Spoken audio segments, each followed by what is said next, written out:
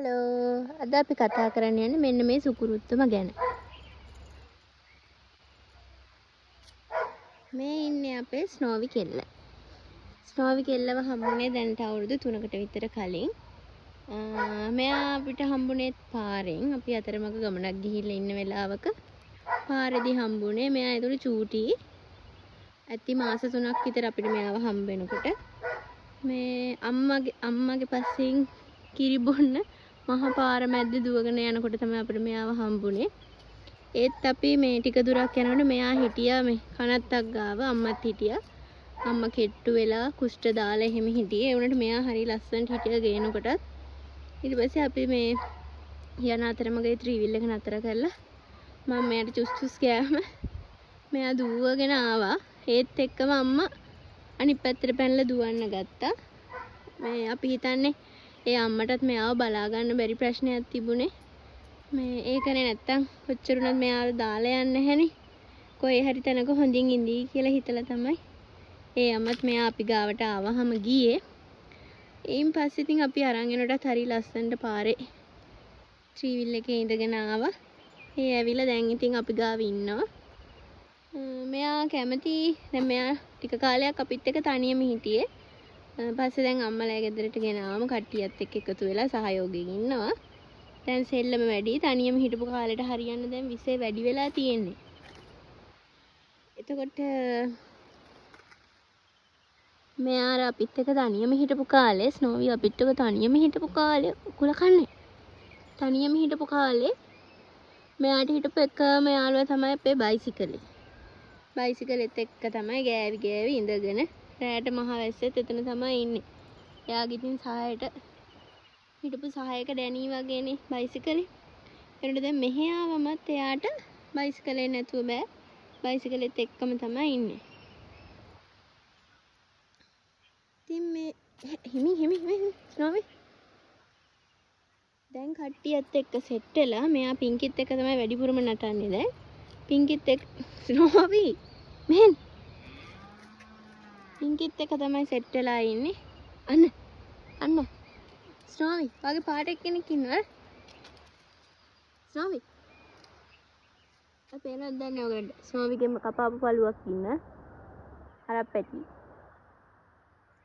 ස්නෝවි අර යාළුවේ ඉතින් ඔහොම තමයි අපිට ස්නෝවිව හම්බුනේ. එතකොට මෙයාගේ දැන් එක මෙයාළුවා පින්කිත් එක කරන්න තියෙන ඔක්කොම නඩගම් ටික කරනවා. තියෙන විනාශ කරන්න තියෙන ඔක්කොම විනාශ කරනවා. දැන් තනියම ඉඳලා ආපු නිසා නිකන් පිස්සු වගේ ඉන්නේ දැන්. එතකොට දැන් අම්මගේ මල් පෝච්චි පාරට බැස්සොත් අම්මගේ මල් පෝච්චි ටික ඔක්කොම කුඩු කරනවා. ඒවයි තියෙන පොල්ලලි ඔක්කොම හැමතැනම ඇදලා විසික් කරනවා. ටිමි එන්න. එතකොට ස්නෝවි එන්න. එතකොට රෙදි කෑල්ලක් දැක්කොත් ඉස්සර පාපිස්සක් දාලා බුදිය ගන්න හදලා දුන්නාම පාපිස්ස කාලා පහුවෙන උදේට රෙදි කෑල්ලක් දැම්මොත් ඒක කාලා නාවල පිය දාන්න තියෙන රෙදි කෑල්ල කාලා රෙදි පිස්සෙක් මං හිතන්නේ රෙදි කනවා හො ගහලා කාලා හැමදැනම කීතු කරලා ඒවා බිම දාලා තියෙනවා. දැන් මේ මෙහෙට ඉස්සර තනියම ඉන්නකොට මෙහෙම දුවන්නේ නැහැ පාරේ හැමතැනම පැත්තකට වෙලා ඉඳගෙන ඉන්නවා. දැන් මෙයා මේ කට්ටියට වැටලා නිසා පාරට දැම්මම හැමතැනම දුවනවා. අල්ලගන්න බෑ ආයෙ එන්නෙත් නැහැ ගියාම. පුංචි කාලේ අපි මෙයාව මෙහෙට ගේනකොටත් මේ හිටියේ අපි අරන් යනකොට අපේ ගෙදර මෙයා හිටියෙත් මහා පාරේ දුව හිටියේ. ඊට පස්සේ බලනකොට වෙන ගේකට ගිහලා සමන් ටින් එකක් කනවා. ඒ වගේ පොඩි කාලේ හිටියේ. ඊට පස්සේ ගෙනිච්චට පස්සේ තනියමමයි හිටියේ. ඊට පස්සේ දැන් ආය ආව නිසා අපි දැන් ආයේ ගැන්සි බැහැලා ඉන්නේ. මෙහෙම අහිංසකයා වගේ හිටියට හරි දරුණුයි.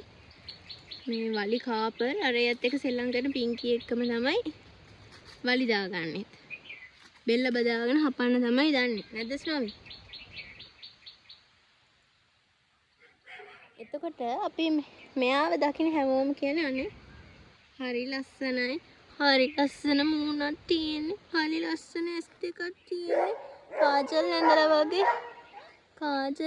වගේ කියලා තමයි හැමෝම කියන්නේ. බලන්න බොරුද කියලා. ස්නෝවි කෝ බලන්න ඇස් දෙක පෙන්න ස්නෝවි කාජල් ඇඳලා වගේ. එනනම් මන්නම් ආස හොම්බට. එයා හොම්බ කට වහගෙන ඉන්න හරි ලස්සනයි හොම්බ. මන්නම් ආසම හොම්බ. මෙන්න ඉරිසියාකාරයි. මෙන්න ඉරිසියාකාරයි. දැන් මෙයා මෙහෙ ආවම දැන් අපිට එක්කෙනෙක් නෙමෙයි හුරතල් කරන්න තියෙන්නේ. කීප දෙනෙක් ඉන්නවනේ. මෙයා දැන් තනියම හුරතල් කරන නිසා දැන් ඊරිසියයි හුරතලේ ආදරේ බෙදා ගන්න. ඒතර දැන් මේ විදිහට ළඟට වෙලා අත ගෑවොත් එයා කරින්දි. අනිත් එක මෙයාගේ එකක් තියෙනවා. මෙයා වහිනකොට බයයි. ගොරෝනකොට බයයි. රතිඤ්ඤ පුපුරනකොට බයයි. එතකොට ඉතින් ගෙට එන්න තමයි හොයන්නේ. කොහොම හරි දොරට තට්ටුව දාලා අඬලා කෑ ගහලා කොහොම හරි ගෙට එන්න තමයි මෙයා බලන්නේ. තව එක විශේෂත්වයක් තියෙනවා. මෙන්න මේ නකුට. මන්නම් කියන්නේ සොසේජස් කරලක් වගේ කියලා. නකුට කොටේ. ඔව්. නකුටක් ඇත්තෙත් නැහැ. දාගෙන වනනවා. නකුට කොටේ. සොසේජස් කරලක් වගේ. ස්නෝවිගේ සොසේජස් කරලා මේ ඇස් දෙකටයි තමයි මේ අපි වශී වුනේ. කොල්ලොත් වශී වෙනවා. ගමේම ඉන්න කොල්ලෝ ලයින් මේ අපේ ස්නෝවිට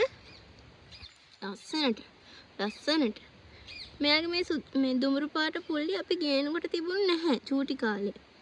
ටික ලොකු වෙනකොට තමයි මේ විදිහට පුල්ලි අපිට පේන්න ගත්තේ. හැංගිලා තියෙනදී චූටි කාලේ මයිල් යනවා නේ ගියාට පස්සේ ආපු මයිල් වල තමයි මේ කලර් එක වෙහි බින්දුවගේ තියෙන්න ගත්තේ.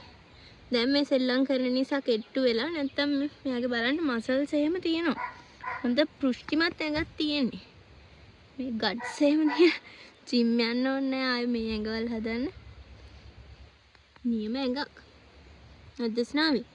මගේ සුදු කෙල්ල. හරි. ඉතින් ඔන්න අද අපි ස්නෝවිගේ කතාව කිව්වා. මෙයා තමයි ළඟදී අමුත්තෙක් විදියට ආවේ මෙහෙට. මේ ඒවනට මෙයාත් අපේ පරණ සමාජිකයෙක්. මං ගෙදර ගෙනිච්ච නිසා ආව නිසා මෙයා ගිහිල්ලා. මෙයා තමයි දැන් මේ ගෙදර ඉන්න අලුත්ම සමාජිකයා. ඉතින් ස්නෝවිගේ කතා කොහෙද දුවේ? ස්නෝවිගේ කතාව ඔන්න ඔහමයි උනේ. ඉතින් තවත් යාළුවෙක්ගේ කතාවක් එක්ක අපි ආයෙ ලබන සතියේ හම්බ වෙමු. එහෙනම් අදට හැමෝටම බයි.